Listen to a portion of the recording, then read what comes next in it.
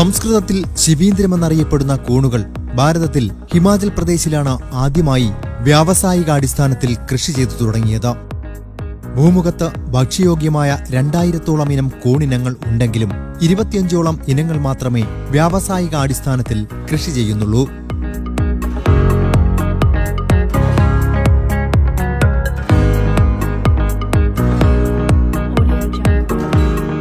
Mushroom എന്ന് പറയുന്ന സാധാരണ നമ്മളൊരു വെജിറ്റബിൾ ആയിട്ടാണ് കൺസിഡർ ചെയ്യുന്നതെങ്കിലും അതൊരു പ്ലാന്റ് അല്ല, അതൊരു ഫംഗൈ ആണ്. ഇതിൻ്റെ ഏറ്റവും മെയിൻ അഡ്വാൻറ്റേജ് എന്ന് പറഞ്ഞാൽ അത് നല്ലതായിട്ട് ഇമ്മ്യൂൺ സിസ്റ്റത്തിനെ പ്രൊമോട്ട് ചെയ്യുന്നു. പിന്നെ മെയിൻലി ഇതിന് ഫാറ്റ് കണ്ടന്റ് ഇല്ല, കൊളസ്ട്രോൾ കണ്ടന്റ് ഇല്ല. അപ്പോൾ നമുക്ക് നമ്മുടെ ബോഡി വെയിറ്റിനെ മെയിൻറ്റെയിൻ ചെയ്യാനായിട്ടൊക്കെ നല്ലൊരു ഫുഡാണ്. പിന്നെ അതുപോലെ തന്നെ ലോ സോഡിയമാണ്. അപ്പം നമുക്ക് BP റെഗുലേറ്റ് ചെയ്യാനായിട്ടും അല്ലെങ്കിൽ പ്രിവെൻറ്റ് ചെയ്യാനായിട്ടൊക്കെ നല്ലതായിട്ട് ഉപയോഗിക്കാം. വീട്ടമ്മമാർക്ക് തുച്ഛമായ പണവും വളരെ കുറച്ച് സമയവും ചെലവിട്ടാൽ മികച്ച നേട്ടം കൊയ്യാവുന്ന ഒന്നാണ് കൂൺ കൃഷി. ആറ്റിങ്ങൽ പള്ളിക്കൽ സ്വദേശിയായ ഷീജ എന്ന വീട്ടമ്മ കൂൺ കൃഷി പഠിച്ചതോടെ പ്രകാശം പരന്നത് സ്വന്തം വീട്ടിൽ മാത്രമല്ല, ഒരു പഞ്ചായത്തിലെ നിരവധി കുടുംബങ്ങളിലാണ്. ഏറെ പ്രയത്നത്തിനൊടുവിലാണ് ഷീജ ശാസ്ത്രീയമായി കൂൺ കൃഷി പഠിച്ചത്.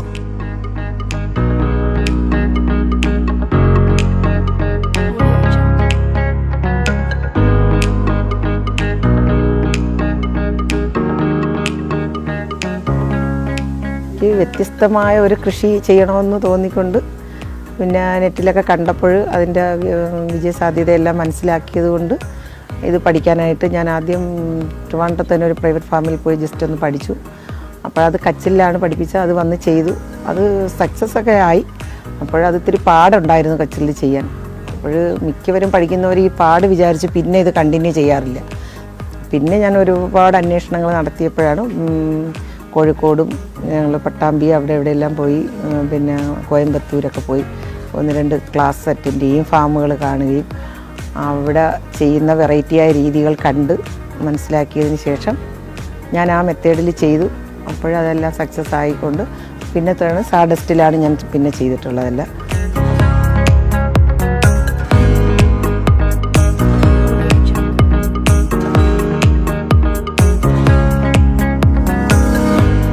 വീട്ടിനു മുകളിലെ മട്ടുപ്പാവിൽ ഷെഡ് നിർമ്മിച്ച് പരീക്ഷണാടിസ്ഥാനത്തിൽ വളരെ കുറച്ച് കൂൺ ബെഡുകൾ ഒരുക്കിക്കൊണ്ടായിരുന്നു തുടക്കം.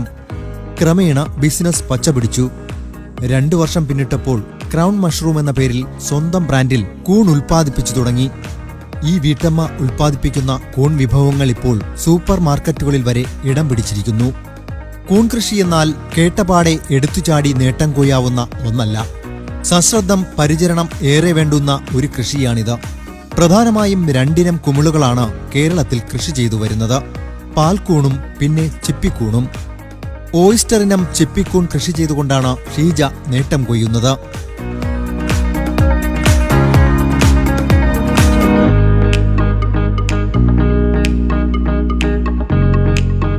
രണ്ട് ടൈപ്പ് കൂണുകളാണ് നമ്മൾ കേരളത്തിലെ കാലാവസ്ഥയിൽ ചെയ്യാൻ പറ്റുന്നത്. ഒന്ന് മിൽക്കി മഷ്റൂമും ഒന്ന് ഓയിസ്റ്റർ മഷ്റൂമും. അതിലിപ്പോൾ ഞങ്ങൾ ഈ തണുപ്പായതുകൊണ്ട് കൂടുതൽ ഓയിസ്റ്റർ മഷ്റൂമാണ് ഇപ്പോൾ ചെയ്യുന്നത്. മിൽക്കി മഷ്റൂം ചൂട് കാലാവസ്ഥയിൽ മിൽക്കി മഷ്റൂമാണ് ചെയ്തിരുന്നത്. ഏറ്റവും എളുപ്പം ഓയിസ്റ്റർ മഷ്റൂമാണ് ചെയ്യുന്നതും പരിപാലിക്കുന്നതിനും എല്ലാം. മിൽക്കി മഷ്റൂമിനാണ് രോഗങ്ങളെല്ലാം കുറവുള്ളത്, മിൽക്കി മഷ്റൂമിനാണ്. പക്ഷേ അത് കൂടുതൽ പേർക്ക് വിൽപ്പന സാധ്യതയും കുറവാണ്, മിൽക്കിക്ക് കുറവാണ്. ഓയിസ്റ്ററിന് സൂക്ഷിപ്പ് കാലാവധി 2 ദിവസമാണെങ്കിൽ മിൽക്കിക്കാണെങ്കിൽ 5 ദിവസം സൂക്ഷിപ്പ് കാലാവധിയുണ്ട്. ലാഭം 2 ലാഭം തന്നെയാണ്, 2 ലാഭകരമാണ്. പിന്നെ അർക്കപ്പൊടിയിൽ പിന്നെ ഓയിസ്റ്റർ ആണ് നല്ലത്, കച്ചിയാണ് നല്ലത്. മിൽക്കി ചെയ്യാൻ കച്ചിയാണ് നല്ലത്.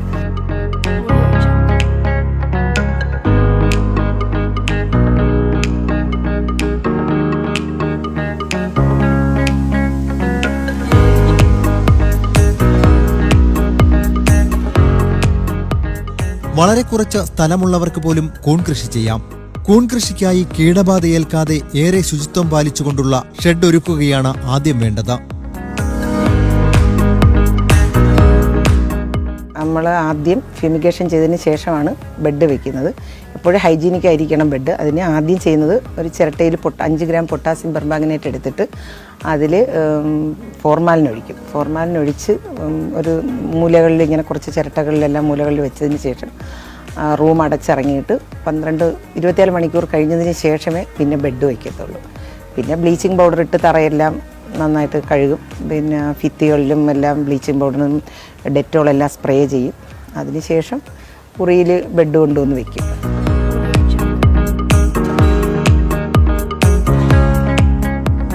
ഇഴയടുപ്പമുള്ള വലകൾ തറച്ച് സൂര്യപ്രകാശത്തെ നിയന്ത്രിച്ചുകൊണ്ടാകണം കൂൺപുരയുടെ നിർമ്മാണം.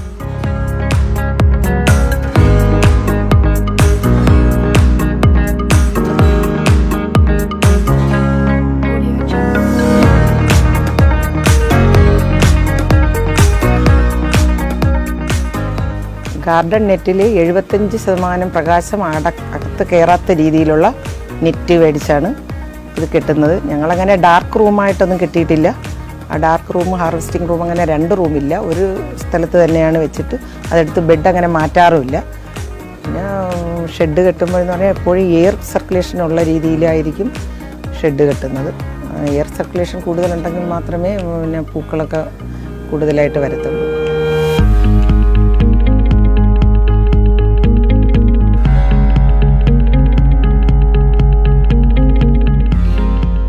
നെല്ല്, ചോളം എന്നിവ ഉപയോഗിച്ചാണ് കൂൺ വിത്തുകൾ അഥവാ സ്പോൺ സാധാരണ തയ്യാറാക്കുന്നത്. നല്ല ഇനം വിത്തുകൾ വിപണിയിൽ ലഭ്യമാണ്.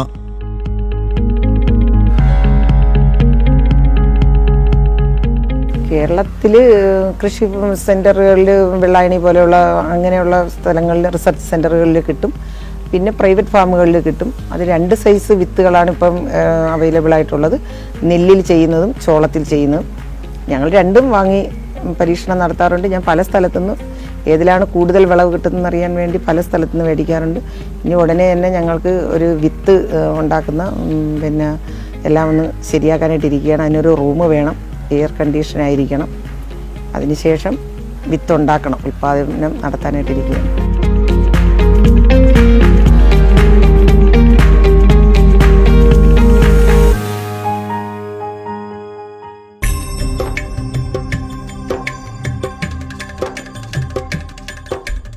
കൂൺ കൃഷിയുടെ വിവിധ ഘട്ടങ്ങളിൽ ഏറെ സുപ്രധാനമായ ഒന്നാണ് വിത്ത് വിതയ്ക്കൽ. ഒരു ചെടി നടാൻ നിലം ഒരുക്കുന്നത് പോലെയാണ് കൂണുകൾക്ക് തഴച്ചു വളരാനുള്ള ബെഡ് ഒരുക്കൽ. സസൂക്ഷ്മം ചെയ്യേണ്ട ഒരു പ്രക്രിയയാണ് ഇത്. കൂൺ കൃഷിയിലെ മർമ്മപ്രധാനമായ ജോലിയാണ് മാധ്യമം അഥവാ ബെഡ് തയ്യാറാക്കൽ. കൂണുകൾക്ക് യഥേഷ്ടം മുളച്ചുവരാൻ വേണ്ട വിധത്തിൽ ശാസ്ത്രീയമായാകും ബെഡ് ഒരുക്കുക. പ്ലാസ്റ്റിക് കവറിൽ വൈക്കോൽ, ഉണക്ക വാഴക്കച്ചി, മൃദുമരങ്ങളുടെ അറക്കപ്പൊടി എന്നിവ നിറച്ചുകൊണ്ടാണ് ബെഡ് തയ്യാറാക്കുന്നത്. റബ്ബർ മരത്തിന്റെ പൊടി ഉപയോഗിച്ചാണ് ഷീജ ബെഡ് ഒരുക്കുന്നത്. ഇത്തരത്തിൽ അറക്കപ്പൊടി ഉപയോഗിച്ചാൽ കൂടുതൽ വിളവ് ലഭിക്കും.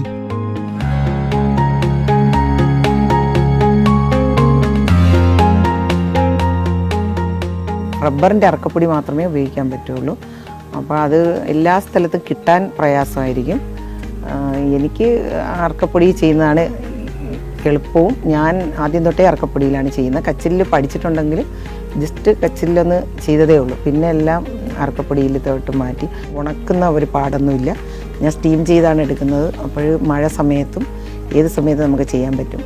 കച്ചിലാണെങ്കിൽ അത് പുഴുങ്ങി ഉണക്കി എടുക്കുന്നതൊക്കെ ഈ പെരുമഴ സമയത്തൊക്കെ പാടായിരിക്കും. അതുകൊണ്ട് നല്ല രീതിയിൽ ഫാമിൽ പെട്ടെന്ന് ബെഡ് ഉണ്ടാക്കി വെക്കാം. 10 മിനിറ്റ് കൊണ്ട് ബെഡ് ഒരുക്കുന്ന രീതിയാണ് ഷീജ അവലംബിക്കുന്നത്.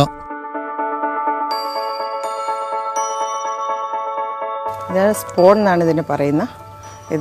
ഇതിൻ്റെ വിത്താണ്. ഇതിൽ ഞാൻ ചെയ്യാൻ പോണ IMCT മെത്തേഡിലാണ്. IMCT എന്ന് പറയുന്നത് ഇൻസ്റ്റൻറ്റ് മഷ്റൂം കൾട്ടിവേഷൻ ടെക്നോളജി എന്നാണ്. അത് 10 മിനിറ്റ് കൊണ്ട് ഈ സ്പൂൺ ബെഡ് അങ്ങനെ ഉണ്ടാക്കാവുന്നതാണ്. അത് റബ്ബറിൻ്റെ അറക്കപ്പൊടിയിലാണ് ഉപയോഗിക്കുന്നത്.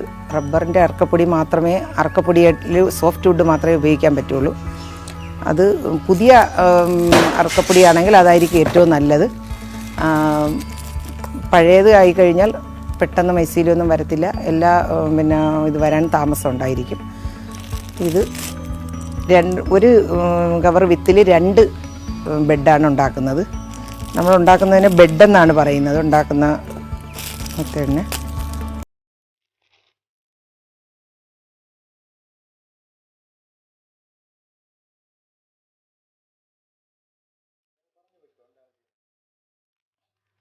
ഇത് നെല്ലിൻ്റെ വിത്താണ്, ചോളത്തിൻ്റെ വിത്തും നെല്ലിൻ്റെ വിത്തുമാണ് ഇവിടെ ഉപയോഗിക്കുന്നത്. അതിലിത് നെല്ലിൻ്റെ വിത്താണിത്.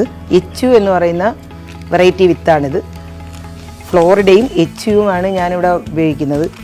പിങ്ക് മഷ്റൂം കുറേ ചെയ്തിട്ടുണ്ടായിരുന്നു, ഇപ്പം പിങ്ക് ഇല്ലെങ്കിലും ഒരുപാട് ചെയ്തിട്ടുണ്ടായിരുന്നു. അത് വെള്ളായണി കോളേജിൽ ആണ് മേടിച്ചിട്ടുള്ള പിങ്ക്. ഇത് പൊട്ടിച്ചിട്ടിട്ട് നമ്മൾ ബെഡ് തയ്യാറാക്കുന്ന രീതിയാണ് പറയുന്നത്. ഇത് IMCT മെത്തേഡിലെന്ന് പറയുന്ന 10 മിനിറ്റ് കൊണ്ട് ഉണ്ടാക്കുന്നതല്ലേ. അതിൽ 10 കിലോ അർക്കപ്പൊടിക്ക് 4 ലിറ്റർ വെള്ളവും 200 ഗ്രാം കാൽസ്യം കാർബണേറ്റുമാണ് ചേർക്കുന്നത്. കാൽസ്യം കാർബണേറ്റ് ചോക്കുപൊടി, ചുണ്ണാമ്പ് കല്ല് നീറ്റിയത്, അതാണ് ഇതിന് ഉപയോഗിക്കുന്നത്. ഇത് ഒരു കിലോയ്ക്കാണ് ഞാനിപ്പോൾ ഒരു ബെഡ് ഉണ്ടാക്കാനാണ്. 1-1.25 കിലോയുടെ അകത്ത് ഇതുള്ളൂ. അതനുസരിച്ചുള്ള പൊടിയും വെള്ളവും എടുക്കും. തിളപ്പിച്ച് തണുത്ത വെള്ളം കൊണ്ട് ഇത് നന്നായിട്ട് പുട്ടിന് മാവ് നനയ്ക്കുന്നതാണ്, നനച്ചെടുക്കണം.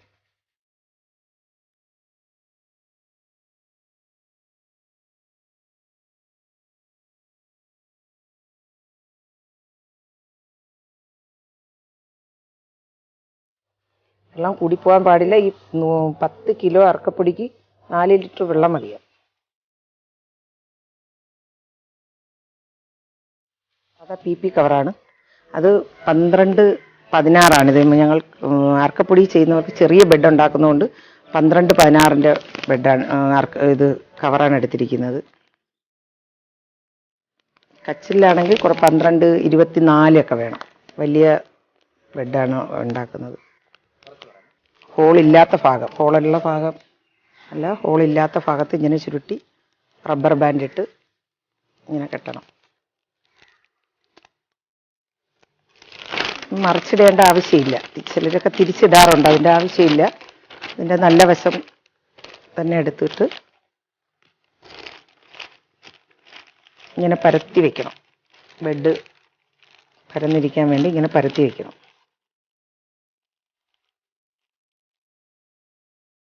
വെച്ചിട്ട് ഇതിനടിയിൽ വിത്ത് ആദ്യം ഇടും. 5 ലെയറാണ്, ചിപ്പിക്കൂണിന് 5 ലെയറാണ് ഇടുന്നത്. ഒരു പിടി വിത്ത്, ഈ വിത്തിനെ 5ആയിട്ട് ഭാഗിക്കാം. ചെറുതായിട്ട് പ്രസ് ചെയ്തിട്ട് ചിപ്പിക്കൂണിന് ഇങ്ങനെ സൈഡിൽ കൂടെയാണ് വിത്തിടുന്നത്. സൈഡിലൂടെ ഇങ്ങനെ സൈഡിലൂടെ വിത്തിടണം. പ്രത്യേക പോളിത്തീൻ കവറിൽ 5 അടുക്കുകളായി വിത്തുകൾ പാകുന്നു.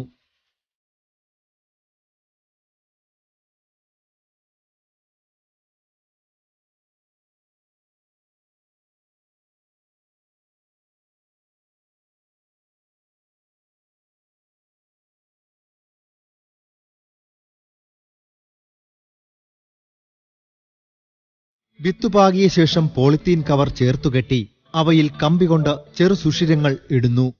ഇത് തൈകൾ മുളച്ചുവരാൻ വേണ്ടിയാണ്. എയർ സർക്കുലേഷൻ കിട്ടാൻ മാത്രമല്ല, അതിന് വേണ്ടി പിൻഹോളാണ് സാധാരണ ഇടുന്നത്. ഇതിപ്പോൾ വലിയ സൂചി കൊണ്ട് ഇടുന്നത് പൂ വരാനും ഇതിൽ കൂടി തന്നെ പൂ വരും. പിന്നെ 2 വിളവ് 3 വിളവ് കഴിഞ്ഞതിന് ശേഷം എവിടെയെങ്കിലും കുറച്ചും കൂടെയൊക്കെ ഹോൾ ഇട്ട് കൊടുക്കണമെന്നേ ഉള്ളൂ. അല്ലാതെ പിന്നെ ഹോളൊന്നും ഇടണ്ട. നല്ലോണം ടൈറ്റ് ചെയ്ത് തന്നെ ഇത് കെട്ടണം.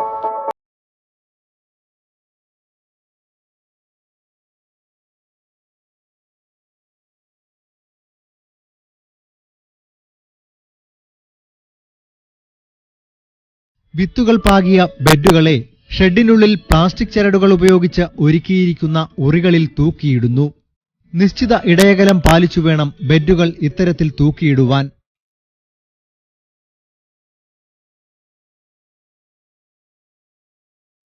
രണ്ടര അടി അകലത്തിൽ നടന്നു പോകാൻ പറ്റുന്ന ഒരു വഴി ഇട്ടിട്ട് പിന്നെ അടുത്ത് 1 അടി അകലത്തിലായിരിക്കും പിന്നെ 2 ബെഡ്. അപ്പുറവും ഇപ്പുറവും നിന്ന് പറിക്കാനും അതിനെ പരിചരിക്കാനും പറ്റുന്ന രീതിയിലായിരിക്കും ഇത് സെറ്റ് ചെയ്യുന്നത്. കമ്പിയെല്ലാം കെട്ടുകയും അതുപോലെ ഉറിയും അതുപോലെ തന്നെയാണ്. ഒരു ഡിസ്റ്റൻസ് ഇട്ട് വേണം പൂക്കൾ അവിടെ നിന്നും ഇവിടെ നിന്നും വന്നു കഴിഞ്ഞാൽ തമ്മിൽ തട്ടാതിരിക്കത്തക്ക രീതിയിലുള്ള ഇടും. അടിയിൽ നിന്നുള്ള അകലവും ഇങ്ങനെ തന്നെയാണ്.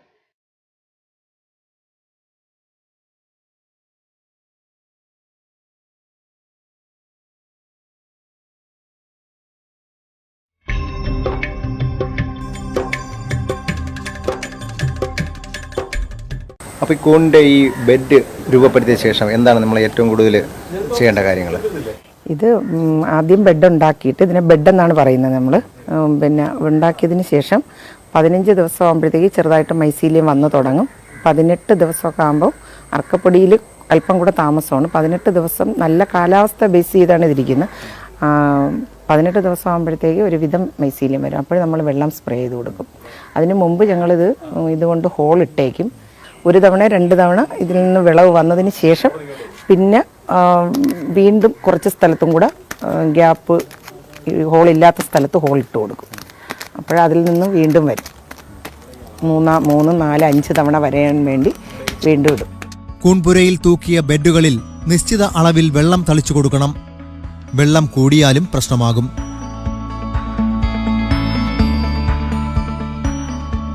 നെറ്റിലെല്ലാം വെള്ളം സ്പ്രേ ചെയ്യും. പിന്നെ അന്തരീക്ഷത്തിന് സ്പ്രേ ചെയ്യും. ബെഡിൽ ചൂട് കൂടുതലാണെങ്കിൽ 3 നേരം സ്പ്രേ ചെയ്ത് കൊടുക്കും, ഇല്ലെങ്കിൽ 2 നേരം. ഇപ്പം മഴയുള്ള സീസണിലാണെങ്കിൽ 1 നേരവും സ്പ്രേ ചെയ്യാറില്ല. അപ്പോൾ ബെഡ് ഇതിനകത്ത് കൊണ്ട് പ്രിപ്പയർ ചെയ്തതുപോലെ വെച്ചതിന് ശേഷം ഏറ്റവും ശ്രദ്ധിക്കാനുള്ള കാര്യങ്ങൾ, ഇതിന് കീടങ്ങൾ അങ്ങനെയൊക്കെ ഉണ്ടാകാനുള്ള സാധ്യതകളില്ലേ? കീടങ്ങൾ ഉണ്ടാവാനുണ്ട്. നമ്മൾ ഹൈജീനിക്കാക്കി നോക്കണം, അതിലാണ്. പിന്നെ ഞങ്ങൾ അന്തരീക്ഷത്തിലെല്ലാം പിന്നെ വേപ്പെണ്ണയും പുൽത്തൈലും കൂടെ മിക്സ് ചെയ്ത് ഈ ബെഡിലല്ല ഈ എയറിലെല്ലാം അടിക്കും. ഒന്ന് അറക്കപ്പൊടിയായാലും കച്ചിലായാലും നനവ് കറക്റ്റ് ആക്കുക. പുഴു വന്നു കഴിഞ്ഞാൽ ആ ബെഡിനെ അപ്പോഴേ അവിടെ നിന്ന് മാറ്റും, അല്ലെങ്കിൽ മറ്റു ബെഡുകളിലേക്കും ഇത് വ്യാപിക്കും. ചിപ്പിക്കൂണിന് 22 മുതൽ 28 ഡിഗ്രി സെൽഷ്യസ് വരെയും പാൽക്കൂണിന് 28 മുതൽ 32 ഡിഗ്രി സെൽഷ്യസ് വരെയും ചൂട് നിലനിർത്തിയാൽ കൂടുതൽ വിളവ് ലഭിക്കും.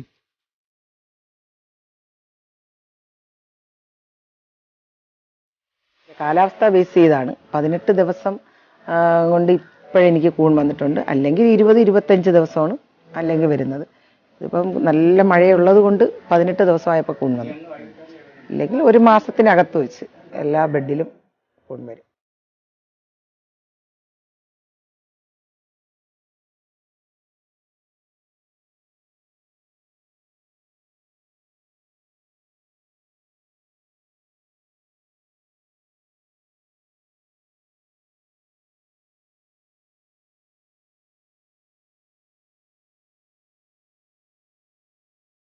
റബ്ബറിന്റെ അറക്കപ്പൊടി ഉപയോഗിച്ചുള്ള ബെഡുകൾ ദീർഘകാലം കേടാകാതെ വിളവ് നൽകുന്നു. ഒരു ബെഡിൽ നിന്ന് സാധാരണ എത്രത്തോളം മുളകൾ പൊട്ടാൻ സാധ്യതയുണ്ട് വരാം? അത് പലതിലും പല രീതിയിലായിരിക്കും. ആദ്യം ചിലപ്പോൾ നിറയെ കാണും, കാലാവസ്ഥയുടെ ഇതനുസരിച്ചാണ്. ചിലപ്പോൾ ഒരുപാട് മുകുളങ്ങൾ വരും, ചിലപ്പോൾ 2 or 3 വരും. അങ്ങനെ ഒരു 3/4 കിലോ 1 കിലോയുടെ അടുത്ത് ഒരു ബെഡിൽ നിന്ന് നമുക്ക് കിട്ടും. 5 പ്രാവശ്യം വിളവെടുക്കും.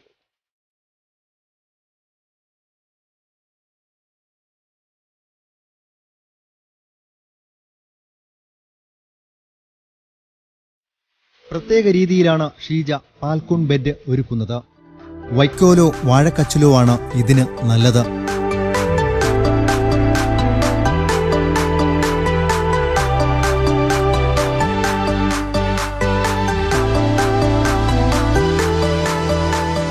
കൂൺ ഉൽപാദനം പോലെ തന്നെ ശ്രദ്ധ വേണ്ട ഒന്നാണ് അവയുടെ വിപണി കണ്ടെത്തലും. കൂൺ ഉപയോഗിച്ചുള്ള മൂല്യവർദ്ധിത ഉൽപ്പന്നങ്ങൾക്ക് മാർക്കറ്റിൽ വൻ ഡിമാൻഡാണ് ഉള്ളത്. കൃഷിഭവനുകൾ വഴി കൂൺ കൃഷിക്കായി ധനസഹായങ്ങളും ലഭ്യമാണ്. മകൻ ഫായിസ് യഹിയയ്ക്കാണ് കൂൺ വിപണിയിലെത്തിക്കുന്നതിന്റെ ചുമതല. ക്രൗൺ മഷ്റൂം എന്ന പേരിലാണ് ഉൽപ്പന്നം ബ്രാൻഡ് ചെയ്തിരിക്കുന്നത്.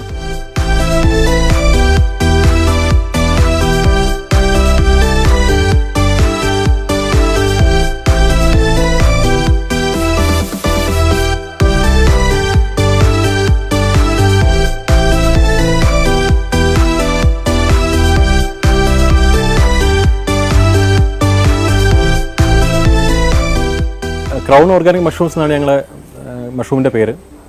ഞങ്ങൾക്ക് ഏകദേശം നല്ല പ്രൊഡക്ഷൻ ഇവിടെ ഉണ്ട്. ഏകദേശം ഒരു 9 to 10 കിലോസ് ഒരു ആവറേജ് ഒരു ദിവസം വരുന്നുണ്ട്. അത് നല്ല മാർക്കറ്റാണ് ഉള്ളത്. അപ്പോൾ ഞങ്ങളെ ഈ പരിസരത്ത് തന്നെ ആയാലും ഞങ്ങളെ വില്ലേജ് ആണെങ്കിലും അടുത്ത ടൗണിലെല്ലാം ഞങ്ങൾ കൊടുക്കുന്നുണ്ട്. നല്ല മാർക്കറ്റാണ്, നല്ല ലാഭകരമാണ് മഷ്റൂം കൾട്ടിവേഷൻ എന്ന് പറയുന്നത്. മുടക്കുന്നതിൻ്റെ 3 ഇരട്ടി അവിടെ തന്നെ കിട്ടിക്കഴിഞ്ഞിരിക്കുന്നു. രാവിലെ വിളവെടുക്കുന്ന കൂണുകൾ 2 മണിക്കൂറിനുള്ളിൽ പാക്ക് ചെയ്ത് വിപണികളിലെത്തിക്കുന്നു. വിറ്റഴിക്കുന്നത് ഞങ്ങൾ പൊതുവേ ഇപ്പോൾ ഞങ്ങളിപ്പം പല പല ഹോട്ടൽസിലൊക്കെ ഞങ്ങൾ സപ്ലൈ ചെയ്യുന്നുണ്ട്. പിന്നെ മിക്കവാറും സൂപ്പർ മാർക്കറ്റുകളിലൊക്കെയാണ് സപ്ലൈ ചെയ്യുന്നത്. പിന്നെ ജൈവ പച്ചക്കറി വിൽക്കുന്ന സ്റ്റാളുകളിലൊക്കെ നല്ല ഇതാണ്, നല്ല ഫീഡ്ബാക്കാണ്. കൂണിൻ്റെ ഗുണഗണങ്ങൾ അറിയാവുന്നവർക്ക് ഭയങ്കര താല്പര്യമാണ് പിന്നെ അത് മേടിക്കാനും അത് പല രീതിയിൽ അവർ അത് കുക്ക് ചെയ്യാനും അതൊക്കെ. കൂണുകളിൽ നിന്ന് മൂല്യവർദ്ധിത ഉൽപ്പന്നങ്ങൾ നിർമ്മിക്കുന്നതിലൂടെയും ഇവർ നേട്ടം കൊയ്യുന്നു.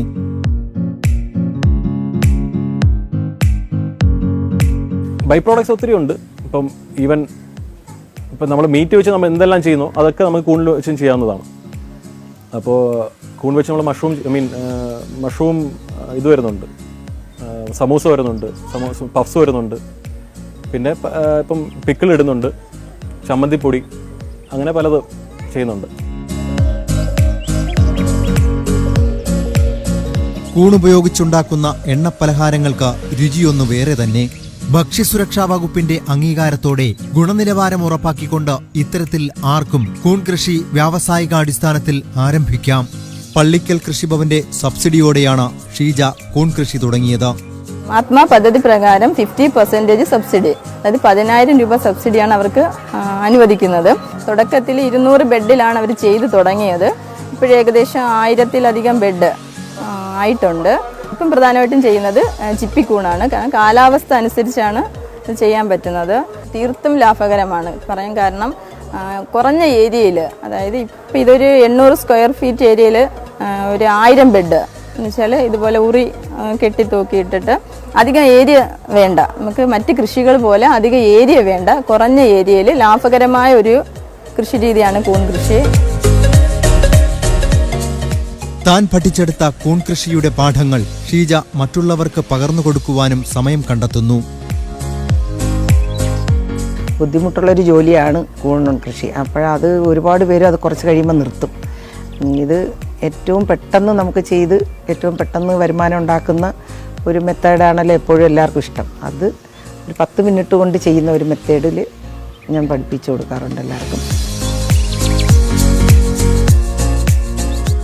ആറ്റിങ്ങൽ പള്ളിക്കൽ പഞ്ചായത്തിലെ 100ഓളം വീട്ടമ്മമാർക്ക് ഷീജ ഇതിനകം കൂൺ കൃഷി പഠിപ്പിച്ചു കഴിഞ്ഞു.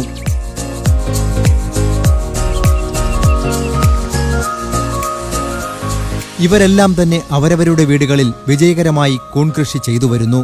കൂൺ വാങ്ങി ഉപയോഗിച്ചുകൊണ്ട് ഇരുന്ന ആളാണ്. അപ്പോൾ ഇത് കണ്ട് ഇവിടെ വന്ന് നമുക്ക് കണ്ടപ്പോഴത്തേക്ക് എനിക്ക് വളരെയധികം ഇഷ്ടപ്പെടുകയും അങ്ങനെ ഇവിടെ വന്ന് പഠിച്ച് ഞാൻ സ്വന്തമായിട്ട് ഇപ്പോൾ ചെയ്യുന്നുണ്ട്. വളരെ ലാഭകരമായ ഒരു ബിസിനസ്സാണ്. നല്ല രീതിയിൽ ചെയ്യാമെങ്കിൽ നല്ല വരുമാനം ഉണ്ടാവുകയും ഇതിന് വേണ്ടി കഷ്ടപ്പാടൊന്നും ഇല്ല. നമുക്ക് ഒരു ഇത് ബെഡൊക്കെ ചെയ്ത് വയ്ക്കുന്ന കുറച്ച് സമയത്തെ ബുദ്ധിമുട്ടൊക്കെ ഉള്ളൂ. അത് കഴിഞ്ഞ് കഴിഞ്ഞാൽ നമുക്ക് കുറച്ച് വെള്ളം നനയ്ക്കുന്ന ഒരു പാടേ ഉള്ളൂ. അല്ലാതെ ഇതിനു വേണ്ടി ഒരുപാട് സമയം നമ്മൾ ചിലവഴിക്കുകയൊന്നും വേണ്ട. നമ്മുടെ കുടുംബത്തിൻ്റെ കാര്യങ്ങൾ നോക്കുന്നതോടൊപ്പം തന്നെ നമുക്ക് മഷ്റൂം കൃഷി നല്ല രീതിയിൽ മുന്നോട്ട് കൊണ്ടുപോകാൻ പറ്റും. കൂൺ കൃഷി ചെയ്യുന്ന കർഷകർക്ക് മാത്രമായി കൃഷിദീപം എന്ന വാട്സപ്പ് കൂട്ടായ്മയും രൂപീകരിച്ചിട്ടുണ്ട്. പിന്നെ ഞങ്ങൾക്കൊരു ഗ്രൂപ്പുണ്ട്. അപ്പോൾ ഗ്രൂപ്പിൻ്റെ പിന്നെ നിങ്ങൾക്ക് എന്ത് സംശയം ഉണ്ടെങ്കിലും നമുക്കിത് പറഞ്ഞു തരും. എല്ലാ ഗ്രൂപ്പിലുള്ള എല്ലാ അംഗങ്ങൾക്കും പറഞ്ഞു തരും. നമുക്ക് എന്താണ് അല്ല ഓരോ ദിവസവും ഉണ്ടാകുന്ന അതിൻ്റെ വ്യത്യാസങ്ങൾ എന്താണ് പ്രശ്നങ്ങളെന്നുള്ളത് നമുക്ക് അതിൽ ചോദിച്ചു കഴിഞ്ഞാൽ എല്ലാം നമുക്ക് പ്രശ്നങ്ങൾ പരിഹരിച്ചു തരും. ഭക്ഷ്യയോഗ്യമായ കൂണുകളുടെ ഔഷധ ഗുണം തന്നെയാണ് ഈ കൃഷി വ്യാപകമാകാൻ കാരണമായത്. ഇതിൻ്റെ ആൻറ്റി ഓക്സിഡൻ്റ് ആണ്. അപ്പം നമ്മളിത് റെഗുലർലി കഴിക്കുകയാണെങ്കിൽ നമുക്ക് ക്യാൻസർ വരാനുള്ള ചാൻസ് വളരെ കുറവായിരിക്കും. പിന്നെ നമുക്ക് ഡയബറ്റിക് കൺട്രോൾ ചെയ്യാനായിട്ടായാലും ഹാർട്ട് ഡിസീസ് പ്രിവെൻറ്റ് ചെയ്യാനായാലും. പിന്നെ ഇതിനൊരു ഏറ്റവും ഒരു അഡ്വാൻറ്റേജ് എന്ന് പറഞ്ഞാൽ ഇതിൽ സെലീനിയം എന്ന് പറയുന്നൊരു മിനറലുണ്ട്. ഈ സെലീനിയത്തിൻ്റെ പ്രത്യേകത എന്ന് പറഞ്ഞാൽ സെലീനിയം ലിവർ എൻസൈം ഫംഗ്ഷനെ നല്ലതായിട്ട് പ്രൊമോട്ട് ചെയ്യുന്നുണ്ട്. നമ്മൾ ലിവർ ഡിസീസൊക്കെ ഇത് നല്ല രീതിയിൽ കൺട്രോൾ ചെയ്യും. പിന്നെ ഇതിൽ വൈറ്റമിൻ ബി, സി, ഡിയുടെ പ്രത്യേകത എന്ന് പറഞ്ഞാൽ ബോണിനെ നല്ലതായിട്ട് പ്രൊമോട്ട് ചെയ്യും. ബോണിൻ്റെ പ്രശ്നങ്ങളൊന്നും വരാതിരിക്കാനും എല്ലാം പ്രൊമോട്ട് ചെയ്യും. പിന്നെ നമ്മൾ മെയിൻലി ഇതിൽ നമുക്കൊരു വെജിറ്റബിൾ അല്ലെങ്കിൽ ഒരു നോൺ വെജിറ്റേറിയൻ ആയാലും വെജിറ്റേറിയൻ ആയാലും അതിനൊരു സബ്സ്റ്റിറ്റ്യൂട്ടായിട്ട് നമുക്ക് ഈ ഒരു മഷ്റൂം റെഗുലർലി യൂസ് ചെയ്യണമെങ്കിൽ നമ്മുടെ ബോഡി ഹെൽത്ത് മെയിൻറ്റെയിൻ ചെയ്യാനും ബോഡി വെയിറ്റും അതുപോലെ ഇമ്മ്യൂൺ സിസ്റ്റവും നല്ല രീതിയിൽ പ്രൊമോട്ട് ചെയ്യും.